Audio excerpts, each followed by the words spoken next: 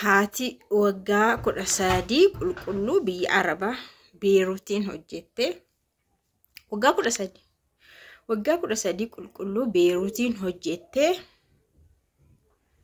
Mucaa tokko qabdi, mucaa durbaa qabdi yeroo sanatti. Mucaashii obboleessa ishiitti dhiistee deemte. Obboleessa ishee jechuudha, obboleessa isheedhaaf eessume jechuudha. Inni immoo ijoollee isaa faana guddise, qixuma ijoollee isaa ilaalee guddisaa, barsiisaa asiin gahee. Mucaa durbaan kun guddattee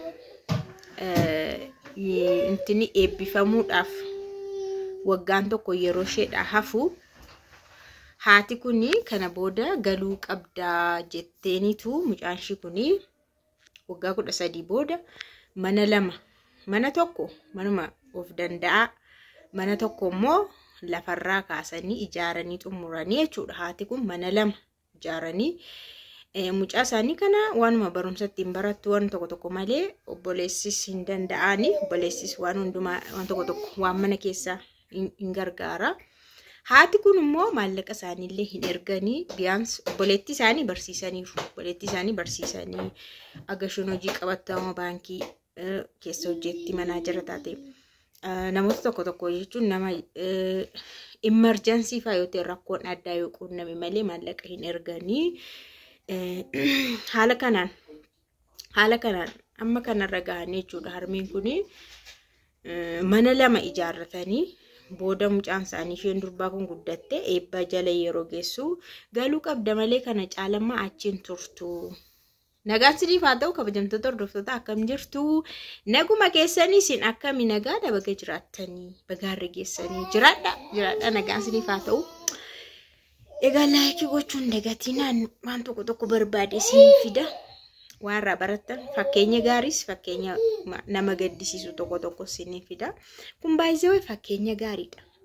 Hin gammaddummaa inni dhugaa waaqa akkanaa kaanii nama moo dhiira moo dubartii moo fira moo wanta hirqisee moo jettan kan hin gammaddu. Anu dhageen beeku waan kan dhugaa waaqaan sin jedhanu akkanatti kennaa haati kennite intalli haadha kennaa kennite akkanatti kennaa walii kennamu hin agarre jechuudha. Ana aga ammaatti yeroo jalqabaaf dhagahee ani dhageessin dhagahuu arguu dandeessu garuu karaa kun jedhe laayikii godhaa kanaaf jedhe waan nama gammachiisu. Egaa harmeen kun gara biyyaa galanii mucaan isaaniis barattee barumsa ishiin xumurtee eebbifamtee durumayyuu garuu too barumsa irra jirtu too barachuu baadhee hojii hojjedhe daldala kana fa'aa hojjedhe waan tokko hojjedhe harmeen kiyya galtee wajjin hin jiraanne kan jettu yaada qabdi turte mucaan kun. Haa ta'u malee hojii moodeliingii siin hojjetti amma tokko beeksisoota garaagaraan hojjetti. Utuma ta'u garuu moodeliingiin kun badaanaaf hin taane bakka jechuun akka barbaaddutti hin hojjenne.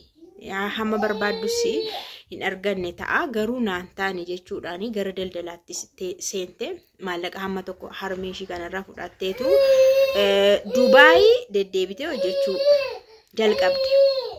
Haa ta'u malee Dubaay yeroo jechuutti suuqii bakka tokko hiriyaashii faana bananii hin kassaran. As keessatti ciminas baay'ee sin barsiisa suuqiin sun humaa ta'uu fididee kassaranii suuqii isaas dhaabbataadha gahachi garuu hunuma fiduu hin naqu isa Dubaay jechuudha. Kan biraa ammas immoo tokko qaalittiidha tokko naannoo haayolittiidha. Achis hin taane jettee banamee humaa milkoofne. Bakka jijjiirradhe mabraatii bade laayitii dhabe laayitii waan ifa dhabe bakka jijjiirradhe. Egaa daldalatti galte siniin jedheera bakka lamaanuu hin milkoofne fi kisaaraadha siniin jedheera garuu hin hojjetti.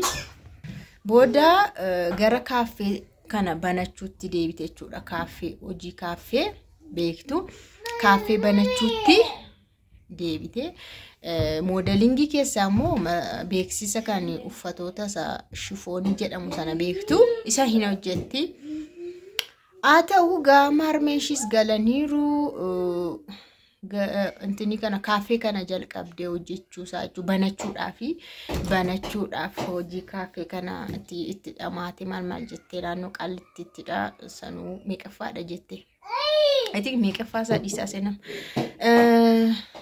Bakka baay'ee dadhabeetti baay'eetti dadhabee kaaffee kana meeshaa isaa guutee kiraa isaa maal kaaffee beektu waan barbaachisu meeshaa barbaachisu teessoo irraa kaasee bakka baay'ee dadhabbii baay'ee keessa hunda kana dadhabdee erga haala hundumaa mijeeffatte booda hojii jalqabdee baay'ee baay'eedha seenaan kun daqiiqaa 2 wayii waan haasan sa'aatii 2 gara sa'aatii 2 ta'a sa'aatii 1 daqiiqaa 50 meeqa kan haasaamidha ani garuu waanuma isinii fakkeenya ta'u qofaan fidee dhufe seenaa isaanii haadha abbaa irraa hinaasofne jechuudha garuu way faxaari naafina rakkisna amma obbere kaa'itan kun maa gochuu hin danda'amu dukkanadha garuu badaa mul'atu xumuruun qaba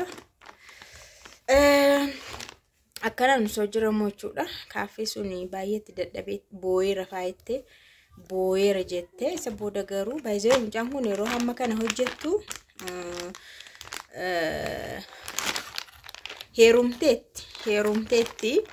heerumteetti garuu abbaa manaa ishee immoo biyya alaa jira diaasporaadha heerumtee jirti ganama reef heerumti guuti garuu abbaa manaa ishee biyya alaa jira biyya alaatti furachuudhaaf deebi'eera inni asitti cidha godhatanii kaanii inni deemeera isheen immoo isatti sinimu humaas akkana gargaaru hin barbaadu jechuun of hin danda'een of akkuma dubartii tokkotti ofii kootiin of danda'e gargaarsa nama tokko malee hojjedha kan jedhuun hin ka'ee jette garuu inni yeroo duubarra dhagahu maalatti inni maafama kana of dhiphiste qobaa kee rakkatte naan jedhee jette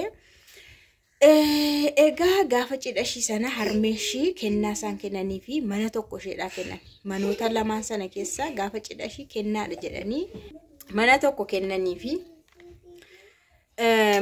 kennanii fi harmeeshii kun dhufanis immoo gaa'ela godhatan mucaa isaanii kana ijoollummaadhaan dahanii ijoollummaatti kan dahanii biyya arabaa deemanii biyya arabaa turtii waggaa 13 booda dhufanii gaa'ela godhatanii gaa'ela isaanii jiraachaa jiru harmeeshii isheenis immoo nama tokko faana wal bartee nama biyya alaa jiru wal bartee gaa'ela godhatte reef waggaa tokko erga cidha godhatte amma kana deemuuf so amma kana deemuuf waan ta'eef ala kanatti gabaabsee isiniif fidanii walitti mute baay'ee na kaaffee hamma kana itti dadhabdee humna baay'ee booseellee boo'eerallee jette gaafa guyyaa jalqabaa birrii 5,000 bichaa hojjetame nan boo'eette sarraatenyaadha maaltu kaffalama mana kiraayinsaa maaltu kaffalama dheeboo'ee baqa huqubii faa sassaabanii birriin hidaan namaa irra jira huqubii ijoolleen sassaabanii 600 kennanii hidaa namaa kaffalee akkasitti